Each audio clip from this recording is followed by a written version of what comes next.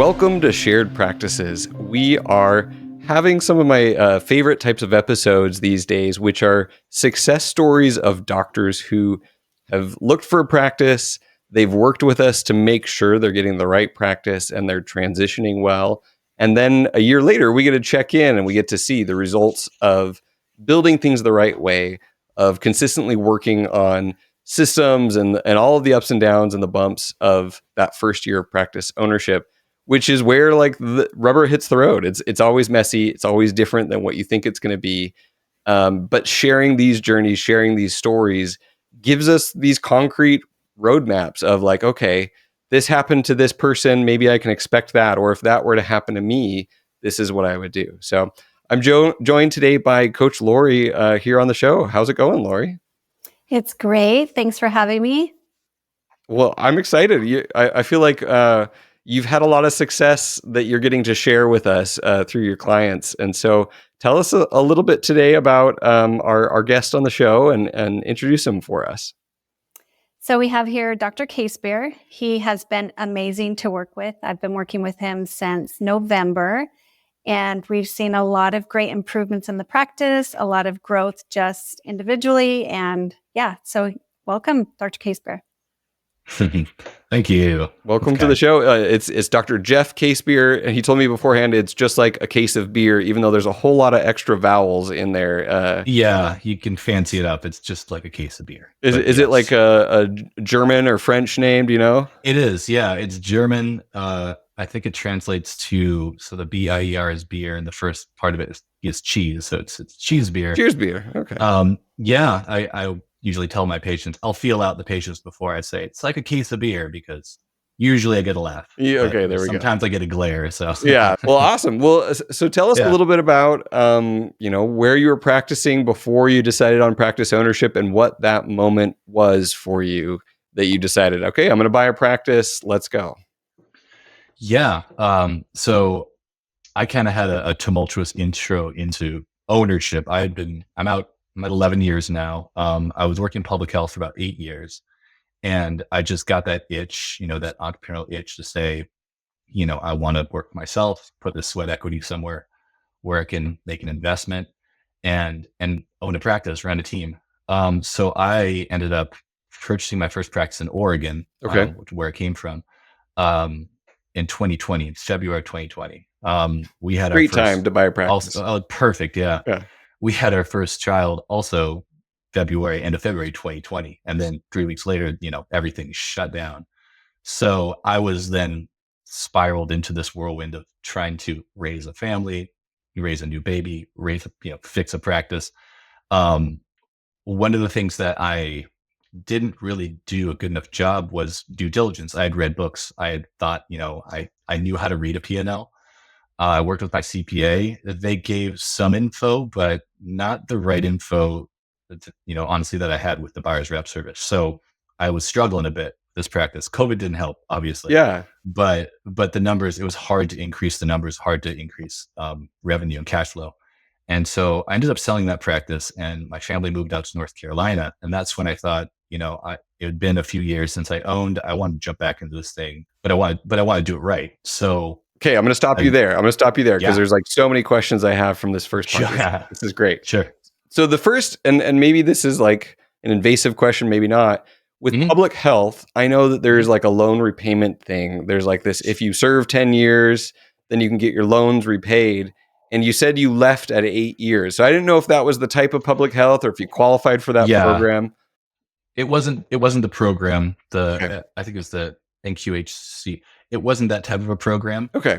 It was a DSO that worked in rural areas. It was a local one, similar to like an Aspen Dental, but in rural areas that accepted Medicare, Medicaid. Got it. So, it didn't have a loan repayment. The benefits and the pay were pretty good, but there's, only so much you can really do in that realm. And it was gratifying, but just, I wanted more. Yeah. So, well, and you get fast, high volume, sometimes double, triple, quadruple booked, depending on the day. It's a great place to like cut your teeth, pardon my dentistry pun, on just getting fast and doing good dentistry. So solid foundation there. And then that first practice, I mean, you mentioned that the CPA gave you, some feedback. Mhm. I think this is fascinating. And when people can share opportunities in ownership that didn't work out, I think that's just as helpful to people, Yeah. especially, you know, first time buyers or people who are scared of owning. Hearing these like cautionary tales one way or the other are Mhm. super helpful. Do you remember collections, what you paid for that first practice? I know it's been a minute. Yeah, I kind of roughly do. So it was a 5-op practice. At the time, and this is before I got into shared practices and went with philosophy, I thought that was a big practice, you You're, know. you're like, whoa, I was whoa, looking at, 5 ops. yeah, 5 ops, and I think it was selling for like 750, maybe Okay. 700,000. That was the collections. Good percentage on collections, just a really high overhead Hmm, and not a large patient basis and a small team. And so I thought, I bring my skills to this. I learned a lot in public health. I can bring a lot, which I could, and given COVID didn't help, sure, but yeah, it was a, now in retrospect, middle sized practice. sure. But yeah, 5 ops around $700,000. No room to grow. So, Hmm. it was really just 5 ops. And if I wanted to expand, I'd have to move. Didn't consider that. So yeah, it was kind of what I thought I wanted at the time. And it's Yeah. hard when you've got those higher fixed costs and that higher overhead, but no Yeah. way to outgrow the overhead. Mhm. You're just like, it is what it is, and Yeah, sometimes it can feel like, okay, I've got an associateship with equity, like I've taken on all the exactly. responsibility, but it hasn't moved the needle too much for me. Exactly. Yeah. You're not really, you just got a really expensive associateship. Now you own this practice, but you're not really seeing the profits on it. So that was frustrating a little bit. Yeah. How long did it take for you to realize, like, I need to make a change? And was there a moment when you were like, okay, I'm done and I'm going to sell this? What was Yeah. that light bulb moment for you? Well, part of it was, I think, the inability to kind of grow a little bit further and the struggle with the slow growth. Um, Part of it was, my family was wanting to settle and we were going to have another child and kind of move locations. So I ended up finding, just putting the feelers out there, found an independent buyer that wanted the practice. And I had made a good amount of profit. So I sold it for a little bit more than what I purchased it for. So I actually made money off, like small amount of money off it, which was great. It was almost Yeah. like a wash. But it was mainly as a mix of personal family, wanting to move to a smaller area and not not really loving that size of a practice, I guess you could say. That pace of a practice. Yeah. You feel like it was like, especially after public health, a little bit too slow for you. So that's my mentality was like, in order to be profitable, I've got to work, work, work, go, go, go, see patients. And like, for one, that isn't the only way to, grow profit, but it flew completely in the face of that. Yeah. So I really had to slow down and revamp how I treatment plan, how I manage team members. And that was tricky to do. Okay. Okay. So But yeah. there's just a number of things put together, and you're like, okay, it's time to make a Hmm. change. Hmm. Yeah. You move across the country. You're working for a little bit, and then you said that you decided, I'm gonna do this differently. You discovered shared practices. Yeah. Where did you talk with us along the line? Did you already have a practice that Well, you were interested in, or did you reach out even before you started searching? yeah. So, and I had ended up, so I had worked with the intention of partnership actually in Oregon 2 years after I sold that practice in Oregon, which was it was a great partnership, great opportunity. But I had that itch come back of like, I want to be a practice owner. I wanted the sweat equity to go somewhere. I wanted this investment over when I won my own team. So when I moved and bought the practice at the same time. So I was in connection with SP before I was going to move. I was in touch with a broker in North Carolina that was sending me practices, and he sent me one that was a little bit larger. And he said, "I don't know if this is going to work, but it might work with the cash flow and what you want." And 7-out practice. There was 3 docs in the practice. It's selling for 2 million, a little under that, and it's profiting. It's the collecting about 1.8, 1.9. So definitely a premium practice. It looked like a good idea. And so this is when I was branching out to other companies, and I branched out to SP after listening to the podcast and hearing about the growth mentality, hearing about how the philosophy is and thinking, oh, this could be a good vehicle for that.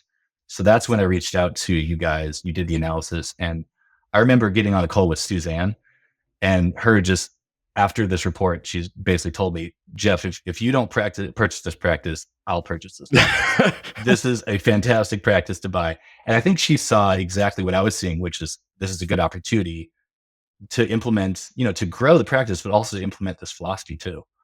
So that was pretty exciting. So that sealed the deal for me. And then I knew with my first experience, I'm always going to want a practice coach.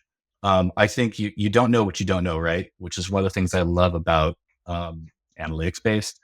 It's black and white, so you can grow off of there. And I can't really grow fast enough unless I have somebody helping me grow. So I think a coach is just, even if it's not SP, I think a coach is just so Essential. helpful. Well, and I love you got the ultimate green light, which is like Suzanne telling you, "I will buy this practice I if know. you don't."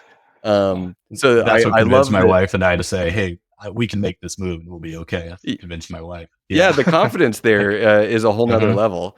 mhm. And I 100% agree. Like I need a coach in various aspects of my life. I need someone to hold me accountable, to push me, to see my blind spots.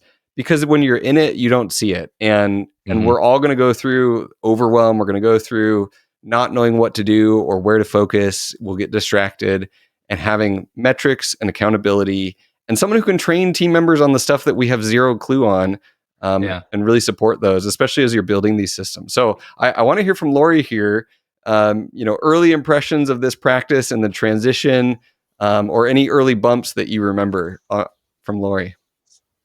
Yeah, so I think honestly with Dr. Casebier, because of the experience he had previously, there was some mindset coaching there. He had some fear going into it. Like he didn't want to then purchase this practice and want to sell it within a year or two because he felt like it wasn't going to work out. So I think there was some fear with going into it.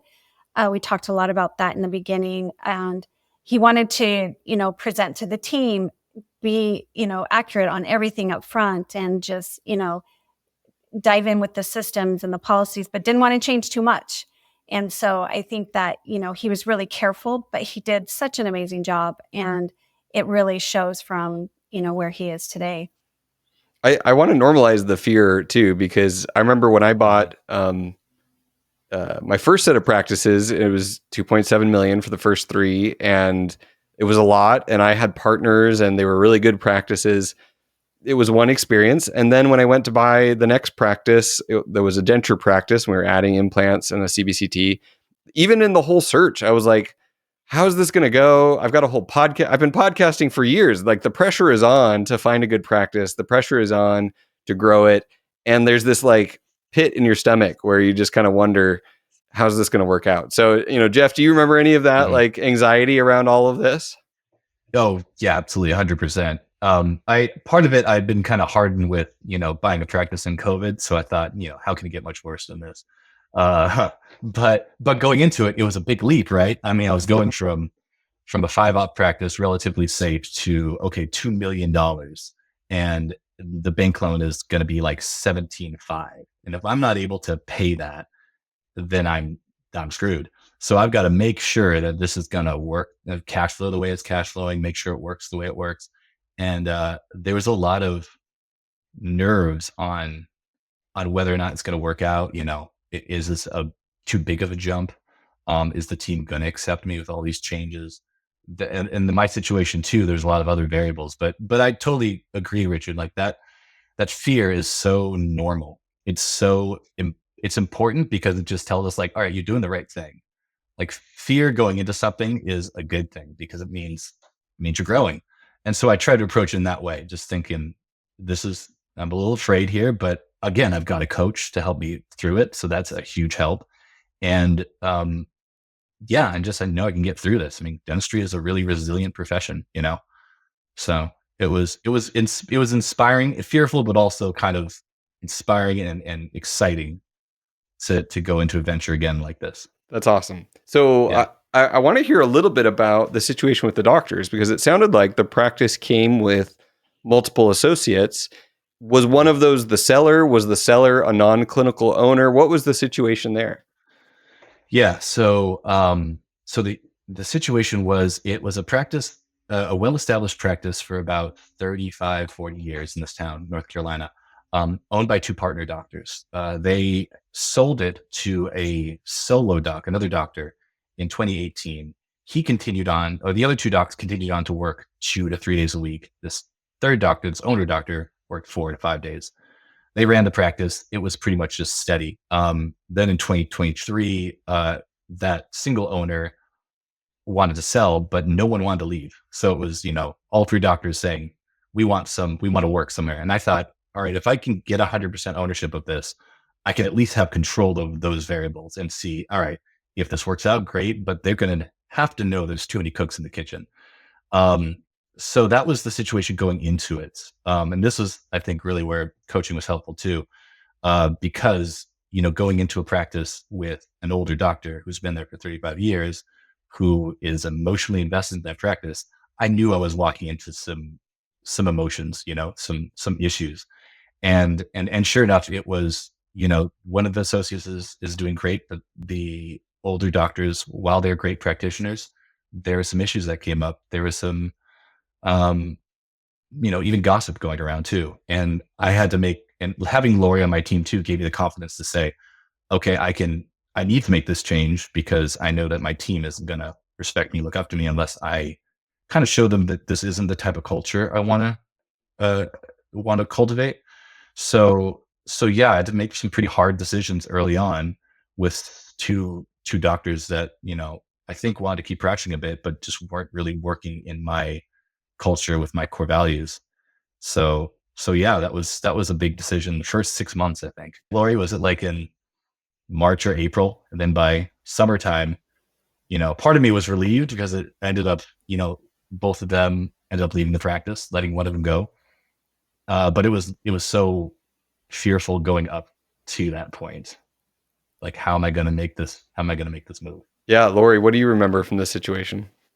Yeah, I remember the same. He, like you said, this isn't the culture that he wanted to cultivate. And what was happening with the gossip, then it was very divisive with the team, and he wanted to respect the team, but wanted them to respect him as well. And we just knew that they had to go. It was a hard decision, and the conversation was difficult, but he did a great job with navigating that. And he's earned the respect, I believe, from his team going forward, and from the doctor that's still working there. So that's huge. I mean, I've had to let doctors go. I've had to close offices. I've had to do a lot of those hard things. And the why that you're doing those things and how you come across, how you have those crucial conversations makes a huge difference in how people leave, and then the team and the culture afterwards. And that's especially tricky when you've got these doctors who, their heart has been there for a long time.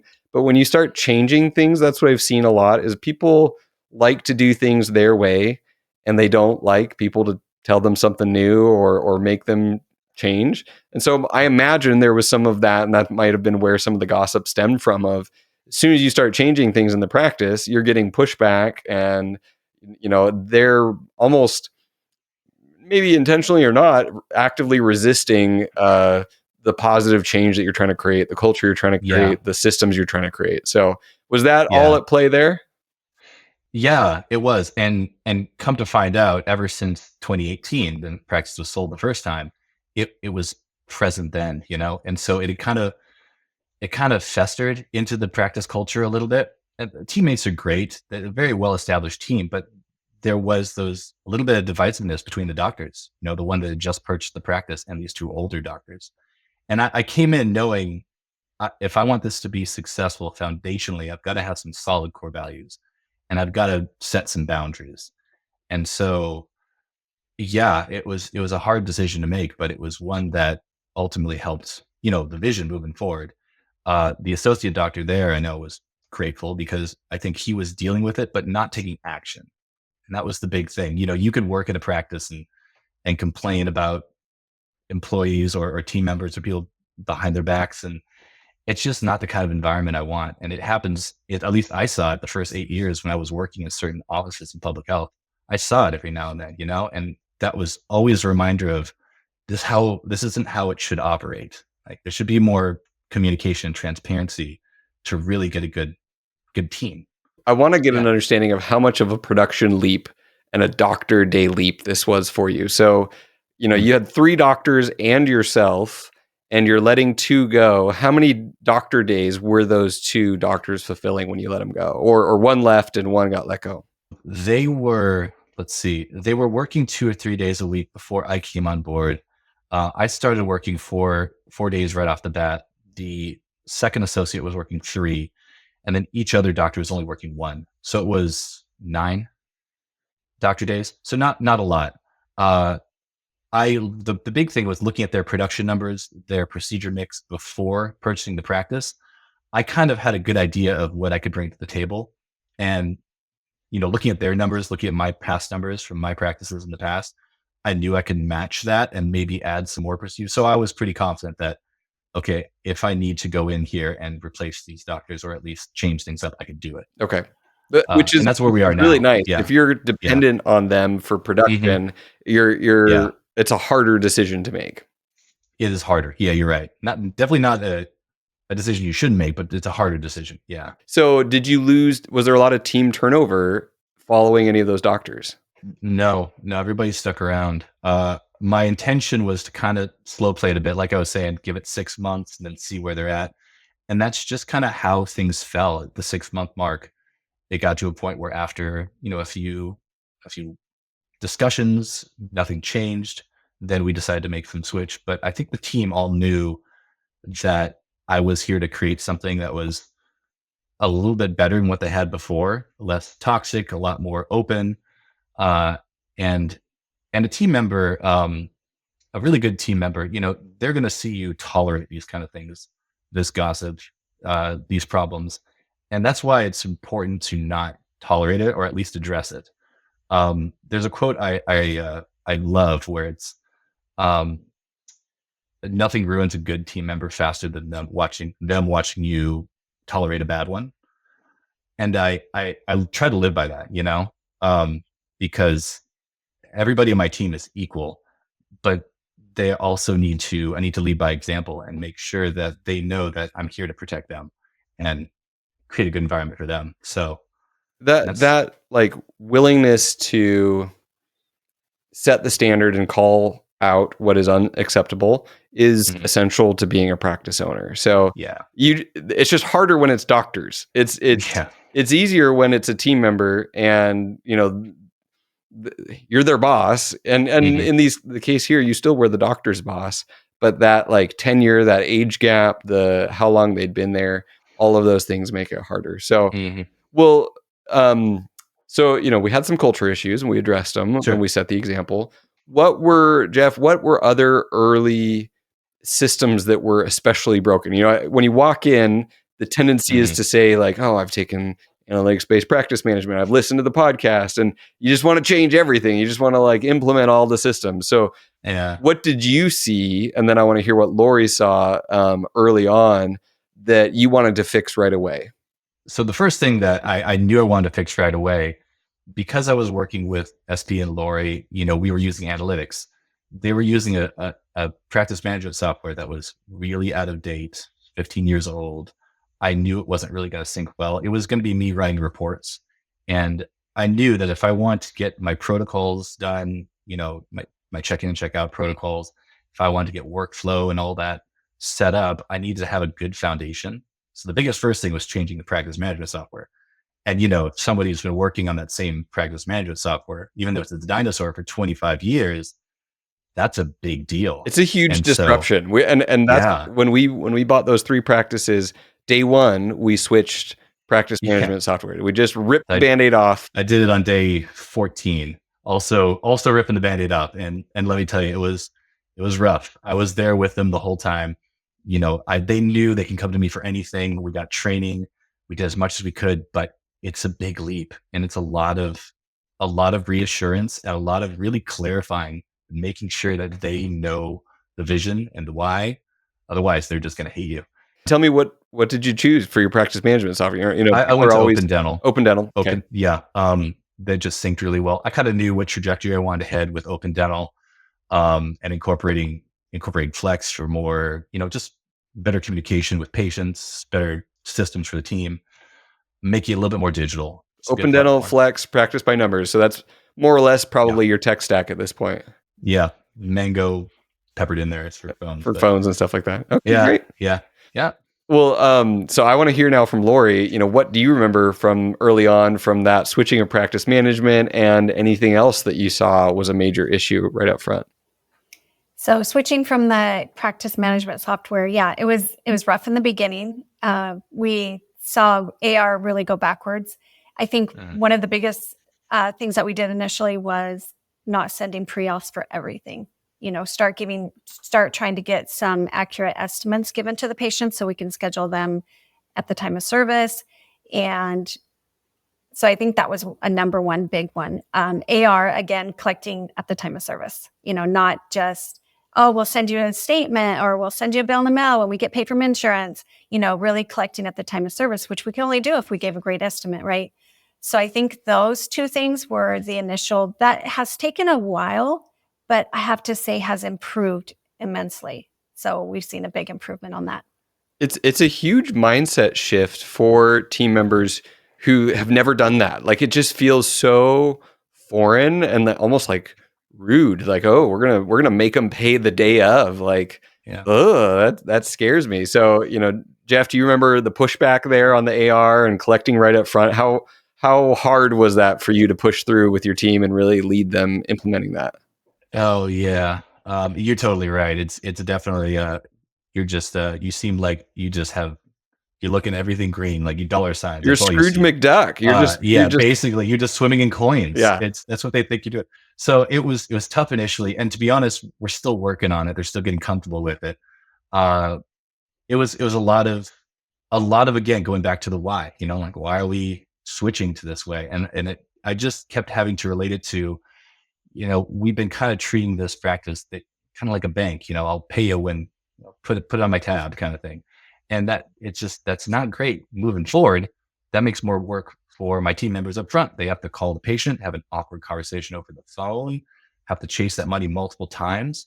So wouldn't it be easier if we just on the front end ask them in a really polite way, let's take care of this today before you go back, or having that conversation and making money not so taboo, I think was the big factor in changing their mindset, because no one liked to talk about money. They didn't know how.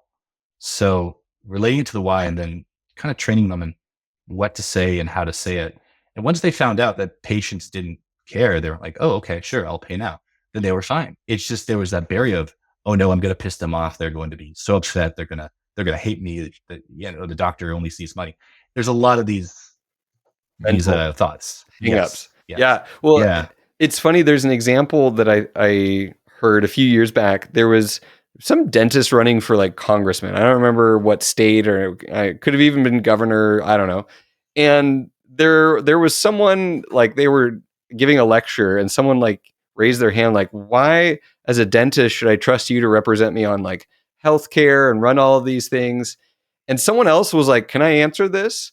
And they said, when I go to the dentist, I know what's what's being done, what is owed, what my insurance is going to be covered, and I get my bill and I take care of it. When I go to the doctor, I have no clue any of these things. It's a big mess. You just kind of like do it, and then maybe the bill shows up and you got to like coordinate and figure it out. And she's like, I'd rather have what they've figured out and be organized and upfront than our medical health system. And so, sometimes we can frame that for the patients in how much, or for the team members, how much of a service this is, to be clear and to have those estimates and not leave this like awkward relationship where we're chasing patients for months after the procedure is done. So, well, those two were like early, okay, major changes in the practice.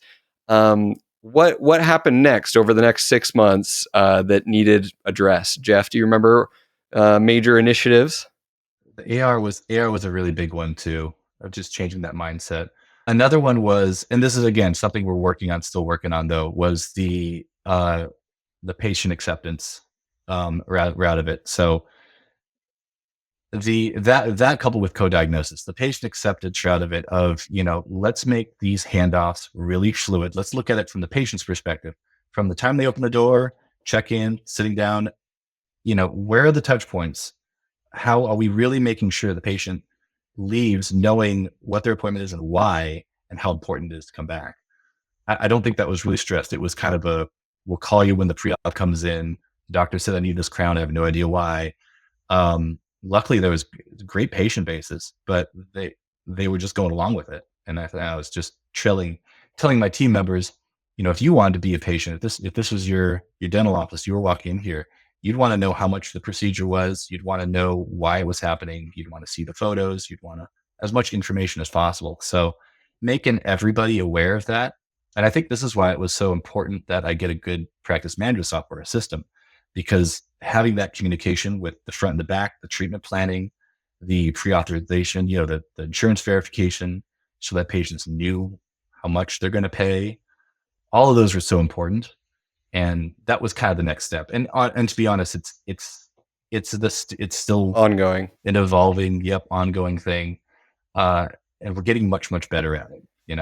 Any major breakthroughs in co-diagnosis of intraoral cameras or taking pictures? What have you done, and what has really worked that you've gotten your team to do? Because it's one thing when the dentist can co-diagnose. It's a whole nother level when the hygienist can do it. How much adoption has there been? They had the intraoral cameras to start with, but a lot of it was stressing the urgency before the doctor gets into the room, and really empowering my assistants to just talk about things. But I think they're afraid to say the wrong thing. And so giving the autonomy to say, take a photo before I come in, talk about how it doesn't look right. Like you've been in dentistry for years, you know what looks right and doesn't right. Let's talk to them about the issues that you see. And 9 times out of 10, I'm going to say the exact same things you're saying. And so my hygienists have been doing this more and more, getting more comfortable with saying, hey, I noticed this little crack here, this shift in the bite. And that just opens up the door, because the patient, especially in my situation, the patient doesn't trust the doctor as much as they do the hygienist. So if that hygienist is saying some things, the doctor comes in here and confirms it, I've still got to earn their trust. I've only owned this practice for a year, but they've been their hygienist for 20 years. So if the hygienist believes in the issues and the problems, and they're telling the patient that, then it just makes your job a lot easier, So the intraoral photos was a big factor in that. And then just empowering my team to take that leap of not leap of faith, but just discuss what's going on before I get there, not feeling like they need to talk about it. And afterwards, talking about the procedure and the problems after I leave. So that's where the being comfortable about money conversation comes into play with everyone on the team, not just the front desk. Yeah. The front team. No, that empowering of everyone to say, hey, whatever you say, I'm gonna validate and back you up. I'm never gonna throw you under the bus. And if there's something to add or something different I see, I'll first say oh yeah, I absolutely see that. That's very common when things look like this. In this particular circumstance, I can see also here this, and it's making me, want to go this way. And here's what could happen if we don't address it. So it's just as much what we say ahead of time and the empowerment we give to the team. And then also those crucial moments of they say something that's not perfect before you walk in the room. How do you handle that when you walk in? Because if you throw them under the bus, they're never going to want to open their mouth again. And so they have to build trust. Even if I screw this up, it's going to be okay. And once that relaxes and they're able to just really talk, then you've got this golden scenario where they're empowered. They're talking about what they see. They're talking about the urgency, the importance. So that's really awesome that you've cracked the code on that. Yeah. And going off that, I think what helps that empowerment is doing things together as a team. So one of the things we're doing as a hygiene department is CE every quarter. We're going to find whatever they're interested in and saying, let's go as a team. I'll go with you. So I go with them. We do the course together. They come back having learned something new, but just feeling more connected. So that trust is built right away. So I totally agree. You're giving them the autonomy and backing them up, making sure that you're supporting them in whatever they say is so important to co-diagnosing. Yes, intraoral cameras help a lot, but I think that trust helps even more. I love it. Lori, what do you remember from kind of this next phase, co-diagnosis, getting the team on board, and anything else that you remember that was a focus after that initial change? First of all, I want to say, yes, trust is huge. I think that the team saw Dr. Casebeer make some really hard, difficult decisions in the beginning that earned their trust. And, they knew they weren't going to be thrown under the bus if they were to co-diagnose and it wasn't the correct thing, right? So I think, again, leaning into that trust, but just knowing the next step, like he said, going on CE courses is, again, building relationship, building, cultivating that culture that he's after, and it's shown to be successful. Is there anything else that you remember that have been metrics or initiatives that you guys have worked on this past year? Wow. We've worked on a lot of metrics. I mean, what's so nice about having the analytics is we're able to take the team. And I remember meeting with his office manager and just going over the metrics of AR. And when you can look at it all together, like you can see patient AR, insurance AR, the total AR, and then where we should be, when I'm explaining that to her visually, she's like, oh, wow. Yeah, I see what you're talking about. And so I think, again, just being able to see the metrics visually on PBN and being able to talk to, the team about it, they understand it. Like his hygiene team, when they log in and can see, maybe where they are with fluoride and perio and, pre-appointment, it's like all those things matter. And when you can visually, again, see where you are, then that's encouraging and will just help you get better. I do want to hear, Jeff, the results. What has been the growth this year? Share with us the collections numbers when you first came in, and what are you starting to do as you get close to a year here?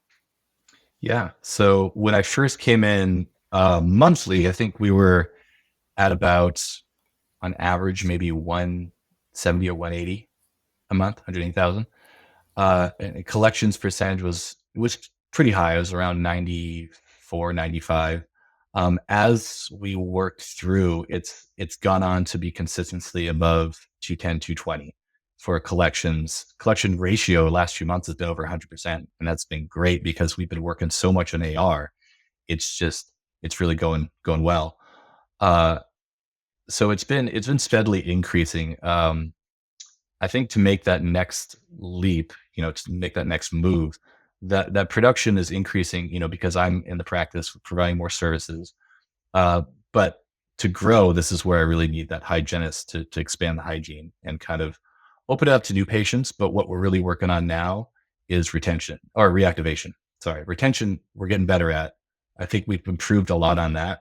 Now it's just about getting people back, reactivating before opening up to new patients. So yeah, we've done pretty consistently over 200 last few months. Collection percentage has been pretty good.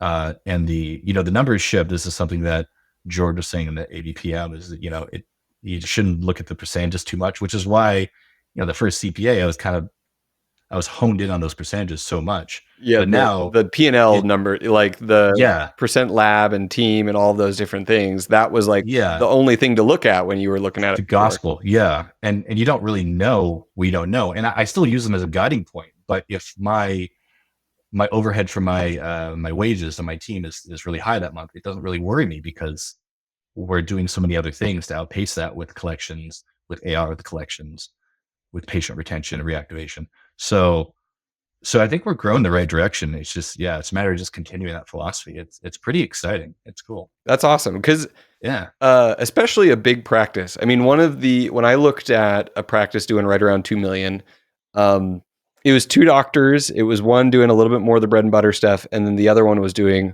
all the things, all the implants. He was actually an implant educator. There was like an Omnicam and a Blue Cam and like all the toys and technology. And I was really worried. I was like, I did a 2-year residency. I've done a lot of surgery. I've done a lot of different things. I was like, I don't think I'm going to be able to keep this production up at the numbers that this practice has. And so it was a big concern of mine looking at one practice. Am I going to pay a premium price for this practice? And then rather than grow it, it's just going to like devalue right off the shelf. It's like driving a car off the lot. All of a sudden it's worth less than what I paid for it. And so it's a big leap of faith to buy a larger cash flowing practice like this. And then to see that growth a year later, and with you doing as much dentistry as you've kind of had to absorb it from these other doctors, compare and contrast. How has this been running this much larger, quote unquote, riskier practice compared to that first practice you bought right before COVID? It's been nicer, honestly. It seems like having a larger practice gives you a little bit more wiggle room to, if you're able to keep that percentage up, that production and collections up. And a lot of this started with the buyer's rep service. I don't think I would have made this leap into a larger practice if I had not been confident that it had the inner workings of like a practice I could grow in the right ways, knowing how I could grow it. Not by, and I haven't introduced, all in X or anything like that. It's still bread and butter. I've done a little bit more endo. I've done some more ortho. A lot of it's just crown and bridge. And a lot of these larger practices, I think you get sticker shock when you see these big ones and you think, that's not for me. I can't do it. But if you pare down the numbers and see what the docs are actually doing, it could be a good opportunity. And once you have that opportunity, given this philosophy, you can kind of mold it to create a lifestyle for yourself. Like my goal, my vision is to grow this practice to incorporate as many procedures as we can, eventually grow it to 8 ops, but ultimately work back. I've got 2 kids. I've got a 4-year-old and a 1-year-old, and I love dentistry, but I also love them a little more than dentistry. Yeah. So I want to be around them.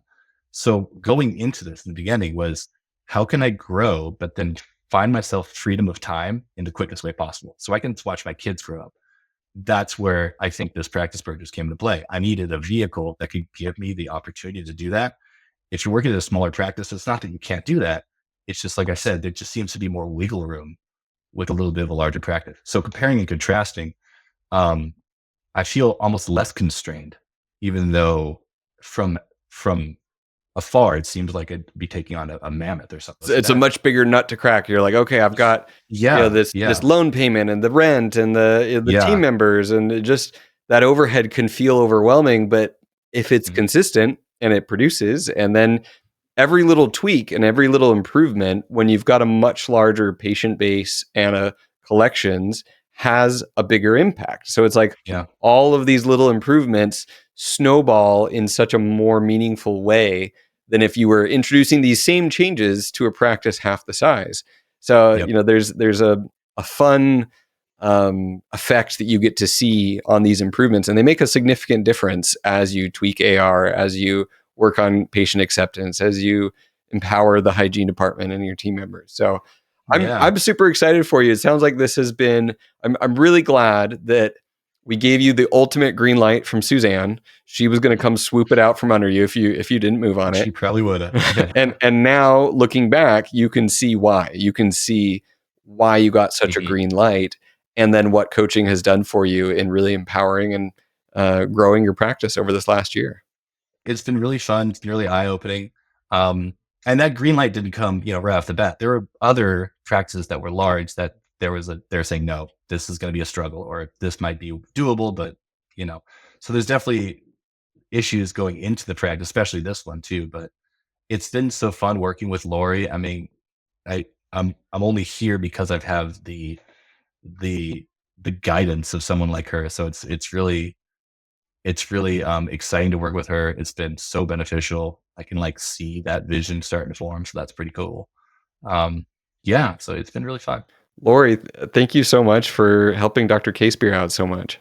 Yeah, I love it. I honestly love what I do. I love being able to see their vision and us being able to coach to that vision again. And it's coming, it's going to be there. And I'm excited to see where he is in just the next 6 months. That's the best part. When you've got this kind of momentum, you've got this power, you know what you're doing, you're actually steering the ship. It's not steering you.